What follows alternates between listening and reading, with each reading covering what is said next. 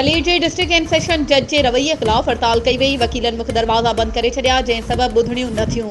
Sindh bar council जे सॾ ते district and session जज जे रवैये ख़िलाफ़ मलीर कोर्ट में वकीलनि तरफ़ां हड़ताल कई वई।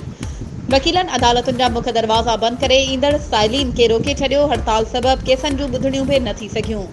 इन मौक़े ते मलीर बार एसोसिएशन जे सदर राव ज़ाहिद ऐं हफ़ीज़ बलोच सहाफ़ियुनि सां ॻाल्हाईंदे चयो त मलीर जी डिस्ट्रिक्ट एंड सेशन जज जे रवैयनि ख़िलाफ़ असीं मुसलसल एहतजाज करे रहिया आहियूं, पर दांह न पए वरनाई वञे।